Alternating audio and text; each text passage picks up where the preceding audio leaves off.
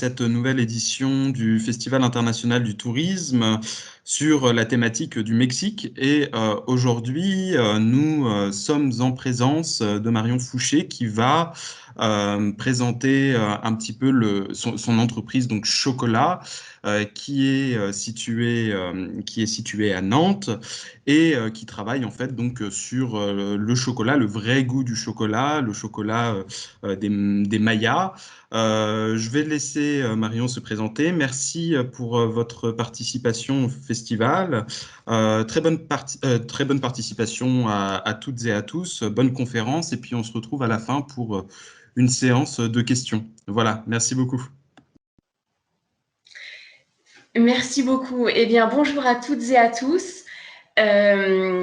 Merci beaucoup à l'Université d'Angers pour nous faire participer à ce Festival international du tourisme. Et donc, je me présente, je suis Marion Fouché de l'entreprise Chocolat. On est à Nantes.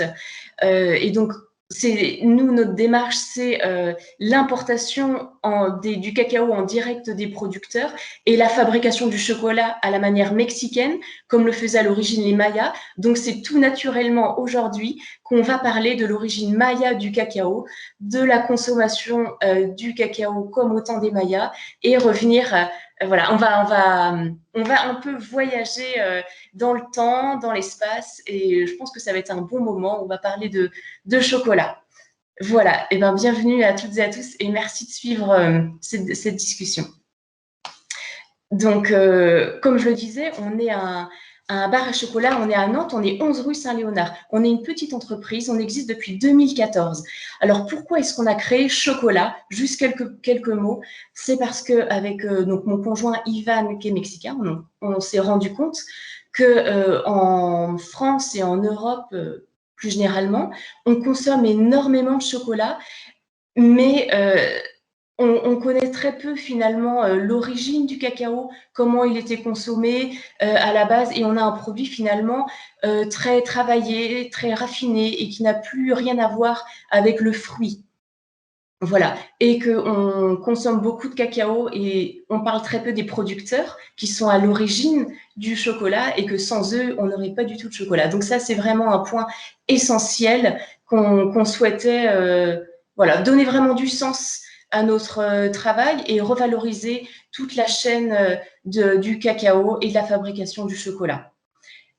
Voilà, aujourd'hui, on a une petite équipe, on est passé de 2 à 5 et les produits qu'on propose, ce sont en fait des chocolats chauds, puisqu'on a un bar à chocolat, et on propose également des tablettes de chocolat. Voilà, et donc en fait, on a une petite boutique. C'est un petit bout du Mexique à Nantes. C'est une ambiance très chaleureuse, très conviviale. Et les gens viennent pas uniquement pour chercher du chocolat, ils viennent pour l'humain, pour une histoire. On propose un chocolat qui a une histoire, vous allez le comprendre.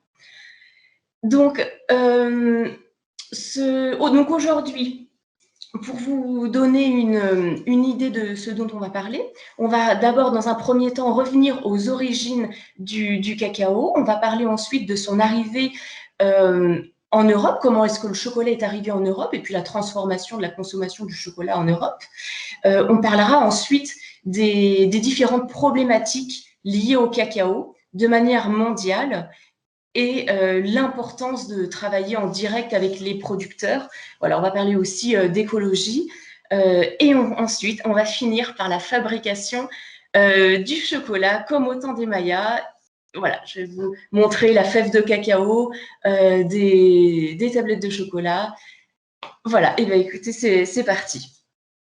Alors, on se plonge, on va au Mexique. On part chez les Mayas. Alors, on va mettre, voilà, je vais vous montrer un cacaoyer, cet arbre majestueux, magnifique, qui nous permet de manger du chocolat aujourd'hui et de se régaler. Alors, si on remonte aux origines du cacao, en fait, le cacao, l'arbre, le cacaoyer ou le cacaotier est originaire en fait du continent américain, plus précisément du nord de l'Amérique du Sud et notamment au Venezuela. et ce serait les Olmecs, cette civilisation mère de la Mésoamérique, qui se situait donc dans le sud de l'état de Veracruz et Tabasco. Ce sont les Olmecs qui auraient introduit le cacao au Mexique vers 1750 avant Jésus-Christ. C'est comme ça que le cacao aurait été amené sur le territoire aujourd'hui mexicain. Et ça serait ensuite les Mayas qui auraient développé la fabrication du chocolat et la consommation du chocolat. Donc les Mayas qui sont situés au sud du Mexique et aussi au Guatemala actuel, dont l'âge d'or se situe entre 200 et 900. Et ensuite, ce seraient les Aztèques ou les Mexicas au centre du Mexique qui auraient aussi développé la consommation du chocolat. Donc, on a vraiment une origine mexicaine avec ces peuples préhispaniques mexicains qui ont développé la fabrication du chocolat et la consommation du chocolat. On a vraiment une origine mexicaine très marquée et qui se perpétue encore actuellement. Alors, si on s'intéresse au mot chocolat, à notre mot français chocolat, en fait, il vient directement des dialectes, donc des dialectes préhispaniques, donc du mot chocolha en maya ou chocolatl en nahuatl, la langue des Aztèques. Et ce mot signifie eau amère et renvoie directement à la manière de consommer le chocolat. Donc, le chocolat était consommé à cette époque en boisson, donc c'était une boisson amère, non sucrée, épicée. On pouvait y rajouter du piment, des épices, de la vanille, puisque je rappelle que la vanille est originaire du Mexique. On pouvait du maïs également. Donc, c'était une boisson très énergétique. Et d'ailleurs, si on regarde quelques codex de l'époque, on remarque en fait que la représentation du chocolat à cette époque se faisait toujours donc dans des vases, dans des récipients en céramique, et on voit une petite mousse au-dessus. Et ça, c'est vraiment la manière de représenter le chocolat, la boisson chocolatée. Voilà, ça renvoie vraiment à cette manière de consommer le chocolat. Et donc, je vais vous montrer maintenant un instrument intéressant, traditionnel du Mexique, voilà, qui permettait d'obtenir cette boisson amère moussante, puisque voilà, donc comme je vous ai dit, on voit sur les récipients de céramique une petite mousse sur cette boisson, et cette petite mousse, on l'obtenait avec un molinillo. Donc, c'est un instrument en bois qui permettait de mélanger. Donc, c'est une sorte de petit fouet. Donc, vous voyez, c'est un instrument en bois avec des petites aspérités ici et qui s'utilisait comme ça. Donc, on mettait le chocolat dans un récipient en céramique et il s'utilise comme ça. Et c'est encore un instrument qui est encore utilisé aujourd'hui au Mexique. Voilà. Donc, cet instrument permet d'avoir une boisson très moussante. Voilà. Voilà, molinillo. Et donc, cette boisson chocolatée, en fait, elle était réservée à l'élite, aux guerriers, et elle était consommée pendant les cérémonies religieuses. Donc, c'était vraiment tout un rituel et elle n'était pas du tout consommée par le peuple. C'était vraiment une boisson réservée à l'élite et qui était consommée dans des circonstances très particulière. C'était une boisson en fait sacrée. Et d'ailleurs, ce qui a donné son nom scientifique au cacao, Theobroma cacao, qui signifie la nourriture des dieux. Donc, voilà, vous pouvez imaginer toute la symbolique qu'il y a derrière ce cacao. Et donc, en fait, à l'époque, on considérait que le cacaoyer était un cadeau des dieux pour les hommes. Et voilà, donc c'était vraiment une boisson sacrée. Par ailleurs, la culture du cacao, elle n'est pas étendue à tout le Mexique. On la trouve uniquement dans une zone géographique bien déterminée, donc dans des zones tropicales, donc dans le Chiapas et aussi dans l'état du Tabasco, mais c'est vraiment une zone géographique restreinte. ce qui confère au cacao une forte valeur économique et qui en fait un produit de valeur. D'ailleurs, le cacao était également utilisé comme monnaie. Je vais maintenant vous montrer en fait une fève de cacao. Vous allez comprendre pourquoi en fait on l'utilisait comme monnaie. Voilà. Voilà une fève de cacao.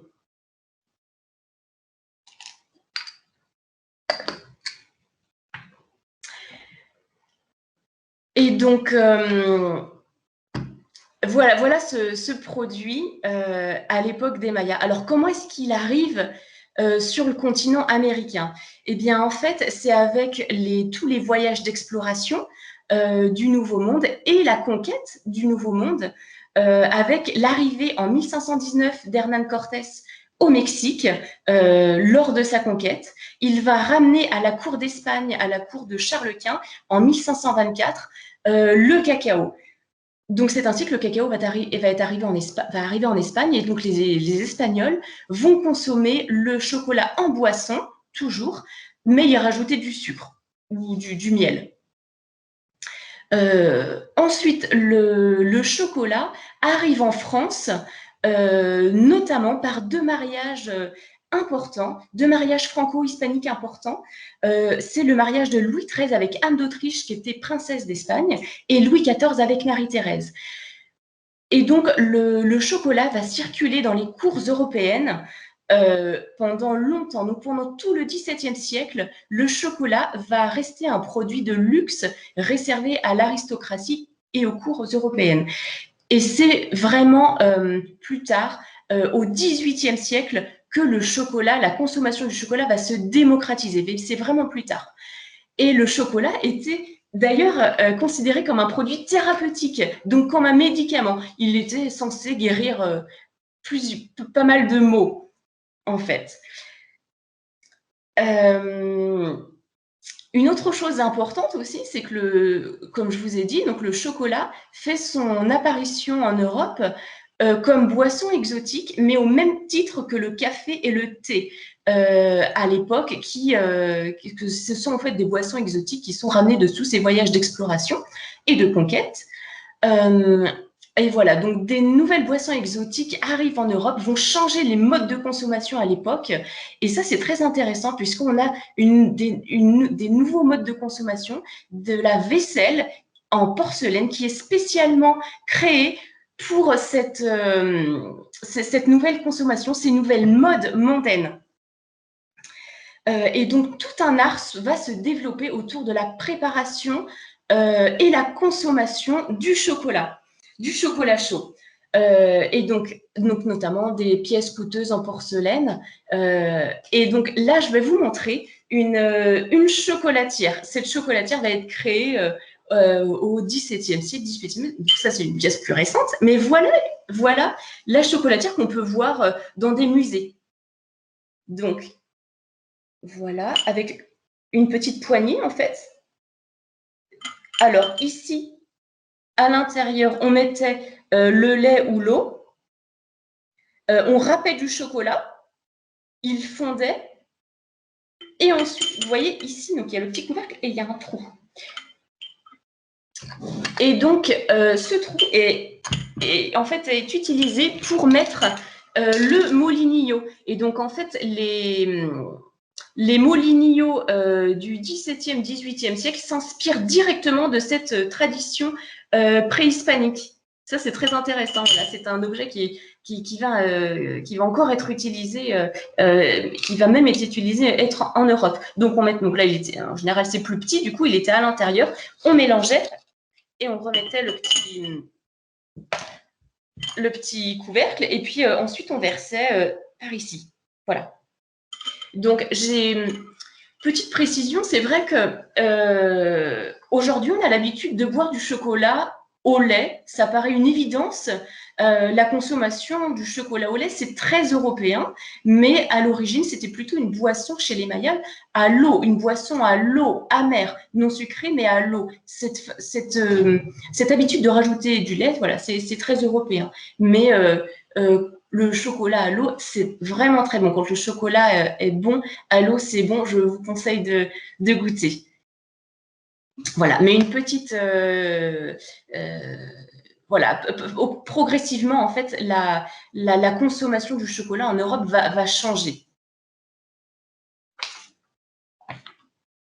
Et donc, c'est après, justement, que, après cette boisson, progressivement, les Européens vont développer tout un art autour du chocolat, autour de ce produit exotique. Et c'est comme ça qu'on va arriver aux tablettes de chocolat qui vont être brillantes, lisses. Enfin, voilà, on arrive à un produit totalement différent, mais c'était pas du tout sous forme de tablette que le consommaient à l'origine les populations préhispaniques.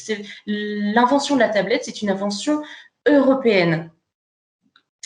Voilà, donc vous voyez qu'on s'est vraiment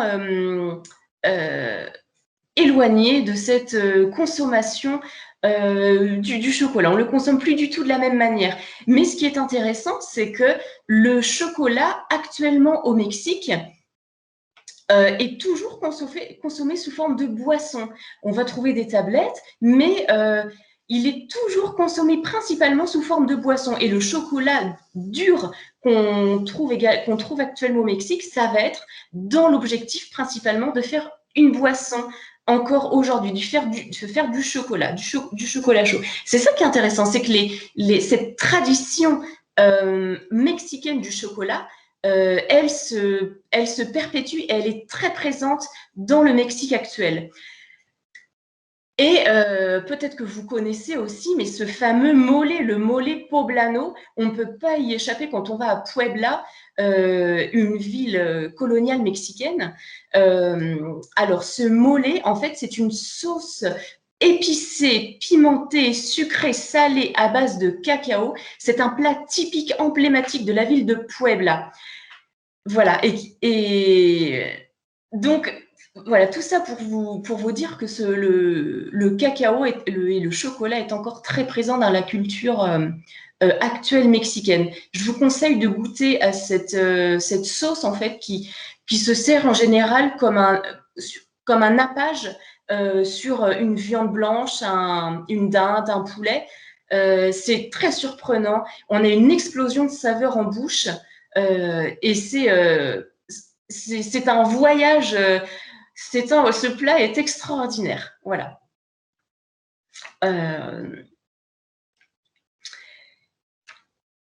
Voilà concernant les origines du cacao. Donc, vous avez un petit aperçu.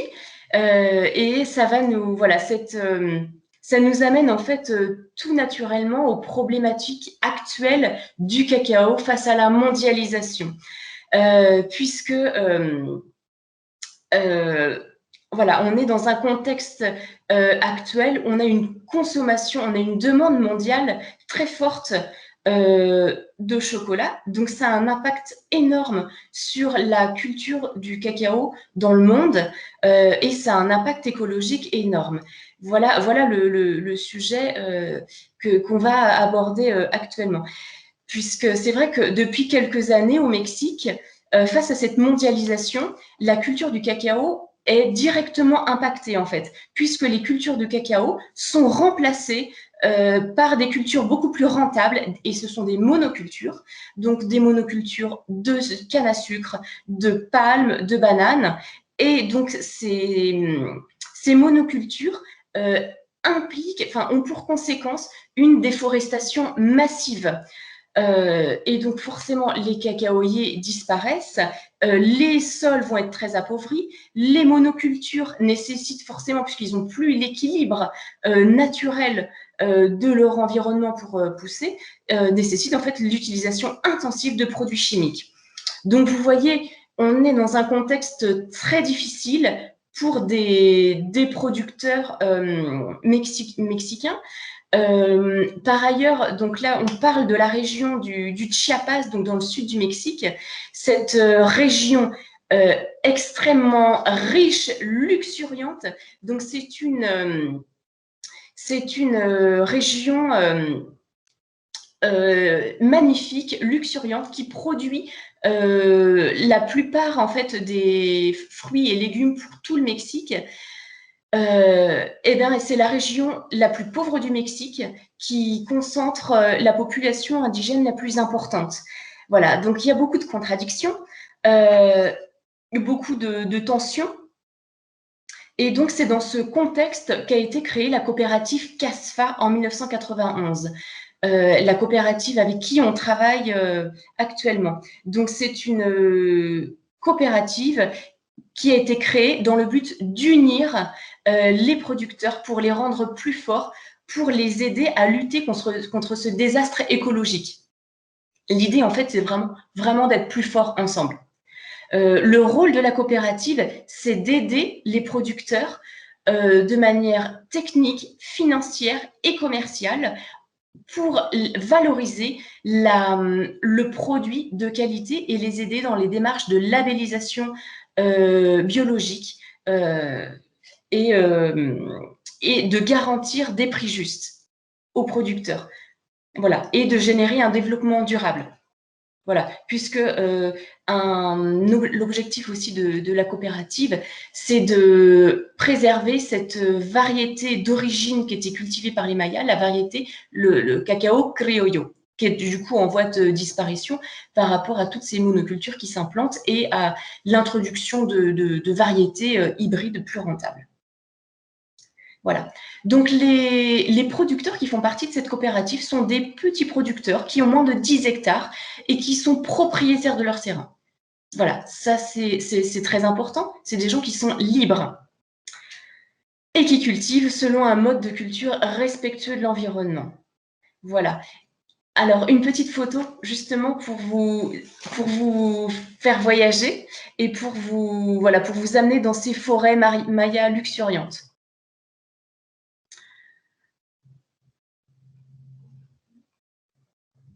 Voilà. Voilà cette magnifique forêt maya. Donc, vous voyez qu'on n'est pas du tout dans des monocultures. On voit une forêt qui s'organise naturellement en étages. C'est-à-dire qu'au premier plan, vous voyez des cacaoyers. Finalement, ce ne sont pas des arbres très grands. Ce sont des arbres, en fait, qui ont besoin de soleil, de chaleur, d'humidité, mais pas de soleil direct. Ils ont besoin d'être à l'ombre. Donc, ils poussent en fait en bas, donc dans les strates plus basses de la forêt. Vous voyez qu'on voit des bananiers qui viennent leur apporter de l'ombre, des cocotiers. On a aussi des manguiers. Enfin, voilà. Voilà un peu les différentes espèces qui poussent parmi les cacaoyers. Donc, les cacaoyers poussent dans un climat tropical chaud et humide toute l'année. Et donc, vous voyez que dans ce genre de forêt, la biodiversité est préservée, les écosystèmes aussi. Et donc, c'est un équilibre nécessaire à la culture du cacao et d'autres arbres également qui poussent parmi les cacaoyers. Donc, c'est un équilibre fragile. Et vous voyez que si on bouge, si on enlève une espèce, si on enlève de certaines faunes, tout va changer. Donc, c'est un équilibre fragile nécessaire à la préservation de toutes ces espèces. Et donc, si on respecte la nature, si on respecte cet équilibre, on n'a pas besoin d'utiliser de produits chimiques. Voilà, tout pousse naturellement, tout s'équilibre naturellement. Et c'est dans ce contexte que travaillent les producteurs. Voilà, dans ces forêts primaires mayas.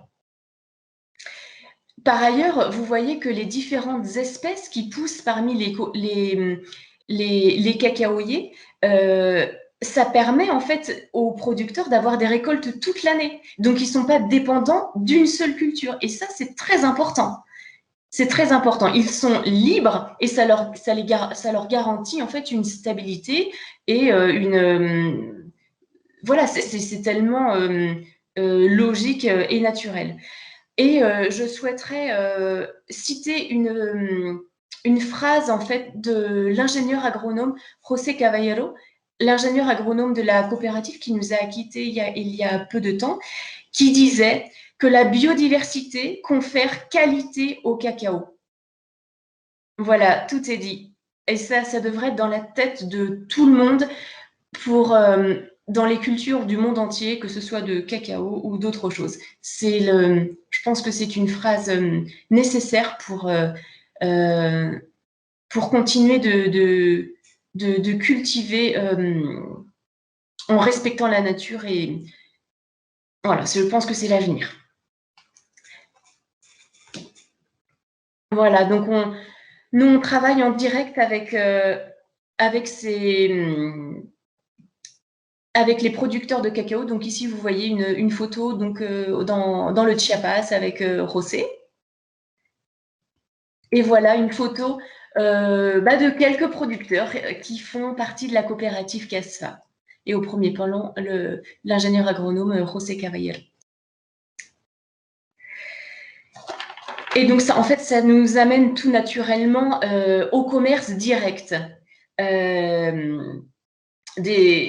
Au commerce direct avec les producteurs. C'est un thème essentiel puisque on s'aperçoit que les pays producteurs de cacao sont les plus pauvres du monde, alors que la demande mondiale est très forte. Donc là, on s'aperçoit qu'il y a une incroyable injustice, alors que le chocolat se vend très cher. Donc il y a un énorme problème. Et ce problème vient des intermédiaires. Donc c'est pour ça qu'on travaille en direct avec les producteurs de cacao. Voilà, pour les rémunérer au prix juste, connaître les gens avec qui on travaille. Voilà, ça garantit des liens humains forts. Et ça, c'est la base de notre travail. Par ailleurs, je vous ai dit que le cacao qui est cultivé par la coopérative est le cacao criollo, qui est la variété d'origine cultivée par les Mayas, qui est un cacao fin d'arôme. Eh bien, cette variété, elle représente 5% du marché mondial. Donc, vous voyez, voilà, là encore, on a une grosse problématique. Donc, c'est un cacao fin d'arôme réputé qui est en voie de disparition. C'est le cacao cultivé par la coopérative et qu'on travaille pour fabriquer du chocolat, donc nous, dans nos ateliers, et voilà, qui nous garantit un chocolat de qualité et savoureux. Voilà, on travaille également, donc là, c'est un peu hors sujet, mais juste une petite parenthèse, puisqu'on travaille également avec une coopérative en Haïti. La coopérative dans la Grand'Anse, alors là, c'est en lien avec la ville de Nantes, en fait. On revient à l'histoire de Nantes, qui était le plus grand port négrier français du milieu du XVIIe siècle aux années 1830, qui faisait un commerce intense avec l'île de Saint-Domingue, aujourd'hui Haïti, voilà, qui était colonie française. Voilà, donc nous avons une histoire à Nantes très lourde, un passé très lourd. Aujourd'hui, on travaille en direct avec les producteurs d'Haïti. Et donc là encore, on a des liens humains forts. On souhaite redonner du sens et revaloriser le travail des producteurs et les rémunérer au prix juste, en fait. Voilà, je ne m'attarderai pas plus que ça sur Haïti, mais je souhaitais en parler parce que ce sont des gens nobles qui ont des valeurs et dont il faut valoriser le travail. Eh bien, si vous le voulez, on passe maintenant à la fabrication du chocolat à la manière mexicaine. Donc, voilà, on va passer à la partie savoureuse. Donc, si vous avez en mémoire cet arbre majestueux qui est le cacaoyer, donc le cacaoyer produit des cabosses. Donc, vous vous souvenez que donc, sur les cabosses qui poussent sur le tronc et les branches principales, ce sont des fruits. Vous les avez vus verts, il y en a des jaunes, des oranges. Voilà, là, je vais vous montrer une cabosse. Elle est séchée, donc c'est pour ça qu'elle est marron. Si je la secoue, on entend en fait les fèves à l'intérieur. Ça fait un petit peu comme des maracas. Donc là, les fèves sont encore à l'intérieur. Voilà. Donc, il y a 2 récoltes par an au Mexique ou en Haïti qui se réalisent de mi-mai à mi-juillet, puis de mi-novembre à mi-janvier. Donc, on a 2 récoltes par an. La récolte se fait à la main, sans mécanisation. Voilà. Et donc, quand on ouvre la cabosse, vous allez voir sur la photo ce qu'on découvre à l'intérieur de la cabosse quand elle est fraîche. Voilà.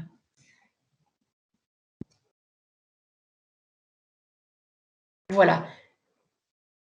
Quand on ouvre la cabosse et qu'elle est fraîche, on trouve les fèves de cacao qui se regroupent comme une grappe et qui sont enveloppées d'une pulpe blanche très sucré. Donc, on récupère en fait toutes ces petites graines avec la pulpe blanche. Donc, ça, c'est le travail des producteurs. Donc, ils mettent les fèves avec ces pulpes blanches à fermenter dans des caisses en bois. Et donc, cette fermentation, elle est nécessaire pour avoir le goût du chocolat après. Et donc, ça, c'est une étape essentielle dans la fabrication du chocolat. C'est une étape essentielle qui est réalisée par les producteurs de cacao et ça nécessite un savoir-faire nécessaire, puisque sans cette étape, on n'aurait jamais le goût du chocolat après. Voilà, ça c'est un processus chimique naturel, la fermentation, comme on trouve ici dans nos régions avec le vin, en fait. Voilà, c'est une fermentation donc alcoolique puis acétique, naturelle, qui permet aux précurseurs d'arômes de se développer. Et ce sont ces précurseurs qui vont donner après le goût du chocolat. Donc, voilà. Après la fermentation, les fèves sont mises à sécher au soleil. Et je vais vous montrer des fèves de cacao séchées. Donc, les fèves sont mises à fermenter et sécher au soleil. Voilà ce que ça donne. Voilà, des fèves fermentées et séchées. Voilà. Si je mets le nez dedans, ça sent en fait le vinaigre. Voilà. Et ça, en fait, c'est dû à la fermentation. Ça sent le vinaigre. Voilà à quoi ça ressemble des fèves fermentées et séchées. Voilà. Elles sont marron clair et ça sent le vinaigre. Donc nous, notre travail, voilà, une fois qu'on a importé les fèves, qu'on est en direct avec les producteurs, on importe les fèves arrivent fermentées, séchées. Donc notre travail commence avec la fermentation des fèves de cacao. Voilà, donc vous allez voir, il n'y a pas une énorme différence. Donc ça, ce sont des fèves torréfiées. Donc le principe de la torréfaction, c'est de les griller. Voilà. Donc elles ont un petit peu changé de couleur, elles sont un peu plus brunes. Et là, j'ai une agréable odeur cacaotée, un vrai goût de chocolat.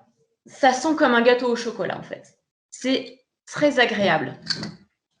Voilà. Si je la casse.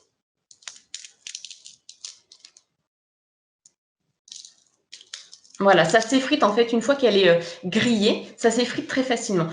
Voilà ce qu'on obtient.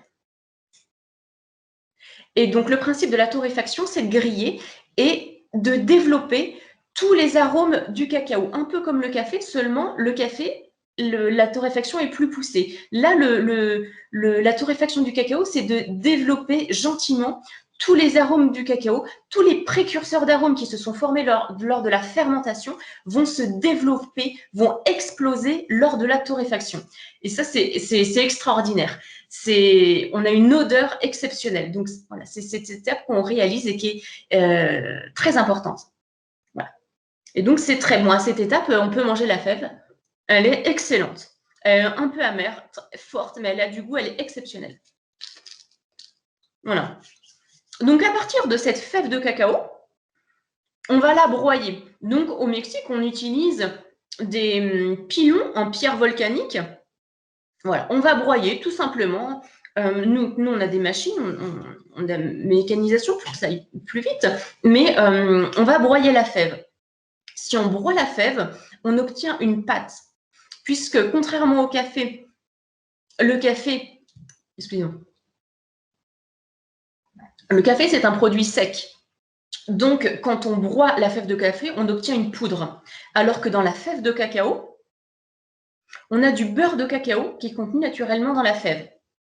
Environ 50%, ce qui fait que quand on broie la fève, on n'obtient pas une poudre, on obtient une pâte. Voilà. Donc, je vais vous montrer maintenant la tablette. Voilà. Donc, là, vous voyez la tablette 100% cacao. Si j'ouvre la tablette, voilà, on obtient ça.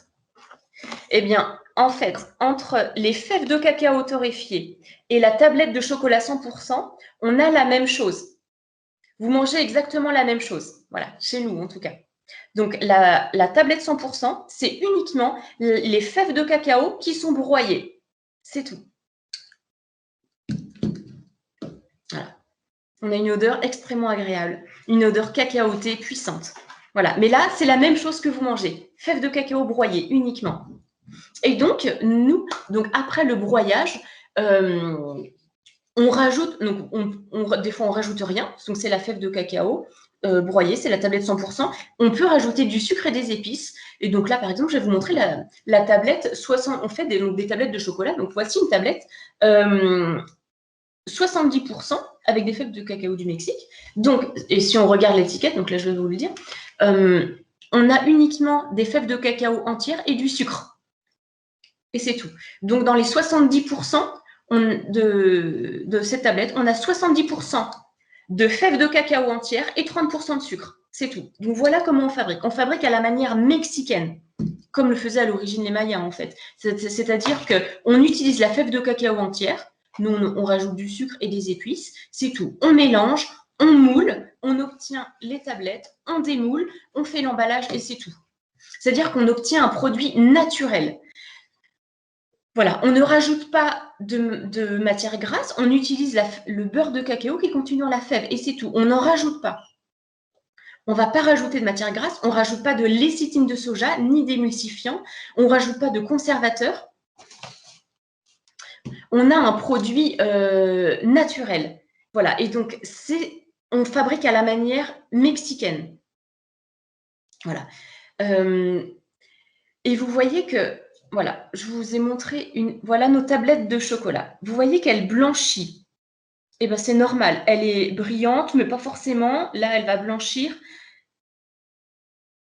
Voilà. Si on la coupe, on voit les petits grains de sucre, en fait. Ça, c'est normal. Et quand on a en bouche, on a le côté granuleux.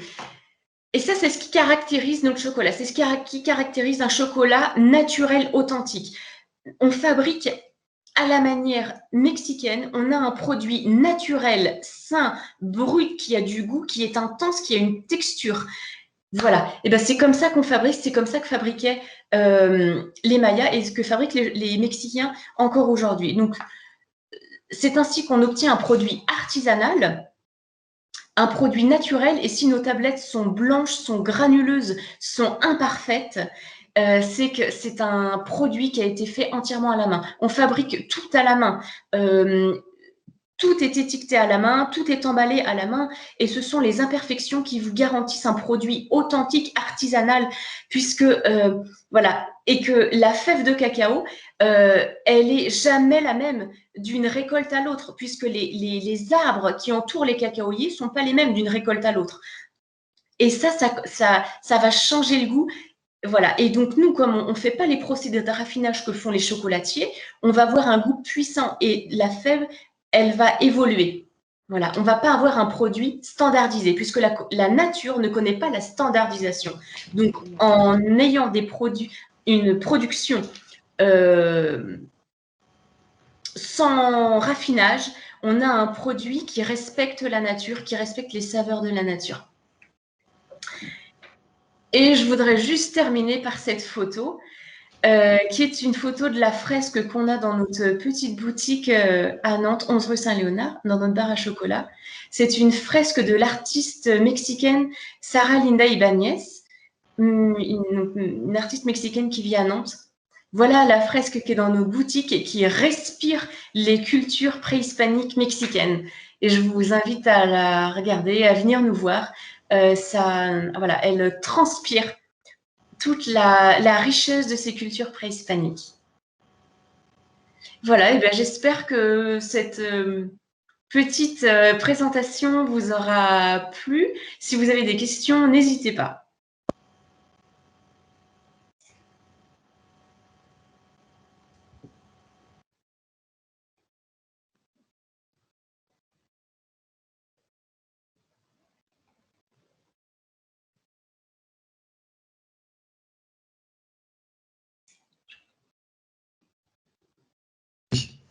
Merci. Effectivement, si je mets pas si je mets pas le son, c'est moins pratique. Je vous disais merci beaucoup Marion pour cette présentation du chocolat très intéressante où on voit effectivement un chocolat qui finalement est assez différent du chocolat qu'on peut trouver dans la grande industrie, hein, bien évidemment. Avant de prendre les questions des uns et des autres de l'auditoire, j'avais moi-même deux questions. La première, ça concerne la variété du cacao avec lequel vous travaillez. Est-ce que vous Oui. travaillez avec plusieurs variétés de cacao et si oui, lesquelles et pourquoi? Et ma seconde question, ça porte sur la conservation de ce chocolat et des tablettes. Combien de temps à peu près on peut garder ces tablettes? On voit effectivement qu'elles deviennent assez blanches. Qu'est-ce que ça veut dire? Est-ce que vous pouvez aussi expliquer et revenir sur cet aspect-là du chocolat, effectivement, qui montre que c'est un chocolat naturel? Est-ce que vous pourriez revenir là-dessus, s'il vous plaît? Voilà. Oui, bien sûr. Alors, concernant la variété que cultivent les producteurs de cacao au Mexique, c'est le cacao criollo. Et c'est la même variété que cultivent les producteurs haïtiens, puisque lors de la colonisation française en Haïti, des cacaoyers criollo ont été introduits en Haïti. Ensuite, la culture du cacao a été abandonnée de manière rapide, puisque on voit très bien que par rapport à la situation géographique d'Haïti, voilà, cette île est régulièrement frappée par des catastrophes naturelles. Donc, en fait, la production de cacao a été rapidement abandonnée, et ce qui a contribué en fait à la préservation de cette espèce très recherchée et très, très fragile en fait. Et oui, donc nous, on travaille uniquement le cacao criollo puisque c'est la variété d'origine et qui est en voie de disparition, et c'est un cacao fin d'arôme. C'est l'un des meilleurs au monde en fait. Voilà, et c'est une variété fragile, peu rentable, qui nécessite beaucoup de soins et justement qui pousse uniquement sur le continent américain et qui a besoin de cet écosystème. En fait, on ne trouve pas de cacao criollo en Afrique, par exemple, puisque le cacao en Afrique, c'est du cacao qui a été introduit par les colons. Et pour avoir, voilà, donc on a dû hybrider les variétés pour avoir une variété plus résistante, plus rentable, qui puisse être produite en masse. Donc là, on est sur d'autres variétés. Voilà, donc le cacao criollo, c'est vraiment une perle en fait. Voilà. Et, Merci pour la première réponse. et par rapport à la conservation du chocolat, en fait, le chocolat, finalement, c'est un produit très stable, sec, puisque, en fait, le cacao, c'est ça, c'est une graine. Il y a de la matière grasse dedans qui s'appelle le beurre de cacao, et c'est tout, mais c'est une graine avec du sucre. Donc, c'est pas un produit périssable.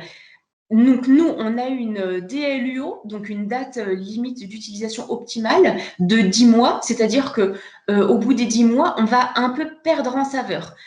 Voilà, on va perdre un peu les saveurs, mais le chocolat reste totalement mangeable. C'est un produit très stable, en fait. Ensuite, le blanchiment, en fait,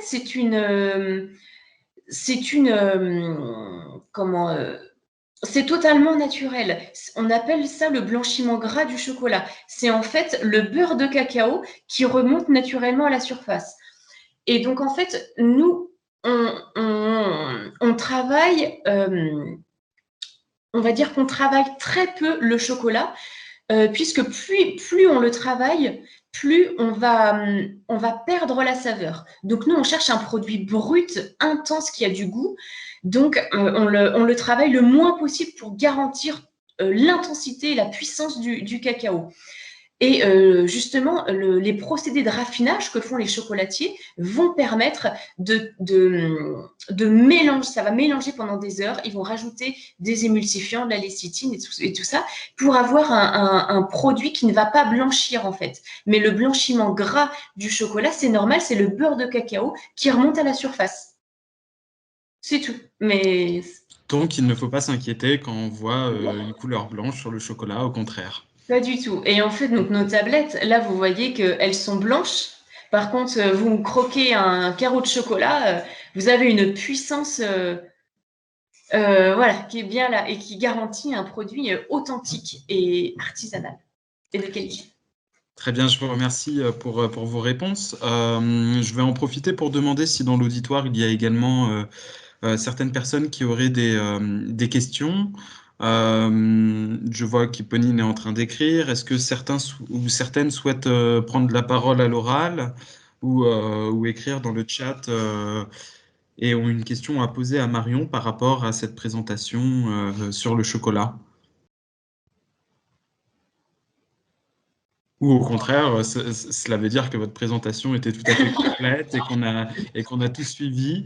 En tout cas, bon, c'était très, très, très gourmand. Ça donne évidemment très envie de goûter. Il y a Marine Sessou dans le chat qui vous dit qu'elle est de Nantes et qu'elle passera dans votre boutique avec plaisir. Donc, nous aussi, à Angers, on souhaiterait pouvoir passer le plus rapidement possible. J'en profite pour rappeler que vos chocolats, bien évidemment, on peut les trouver, y compris en ligne. Et puis, nous, on a essayé de les faire connaître aussi via le FIT cette année. Donc, certains et certaines pourront en profiter cette année. Voilà. Merci, merci beaucoup. Je voudrais juste voilà, dire que Angers et Nantes, c'est vrai qu'on c'est pas très loin. Vous êtes les bienvenus, même si c'est juste pour nous faire un petit coucou, pour discuter, pour voir un peu l'ambiance, parce que c'est en ce moment on a besoin de chaleur, d'échanges humains. Donc voilà. Et si vous n'avez pas l'occasion de venir à Nantes, vous pouvez trouver aussi nos chocolats à Angers chez des Halles et des Gourmets. D'accord, très bien. Bah, Voilà, avec écoutez, qui on travaille. ah bah voilà, on en trouve à des halles et des gourmets, Pauline qui nous dit ça dans le chat. Voilà, très bien. Bah écoutez, en tout cas, merci beaucoup pour votre présentation. Merci à Euh, vous. Merci pour votre participation à cette édition du FIT 2021. Nous serons tous très ravis de pouvoir venir vous voir et puis de goûter vos chocolats. Merci encore une fois et très belle journée à vous et bon visionnage pour ceux qui regarderaient plutôt, ceux et celles qui regarderaient plutôt la rediffusion sur YouTube, sur la chaîne YouTube de l'UFR Estua Tourisme et Culture. Merci beaucoup Marion Fouché, bonne journée à vous et bon appétit bientôt parce que ça nous a donné faim un petit peu. Merci beaucoup.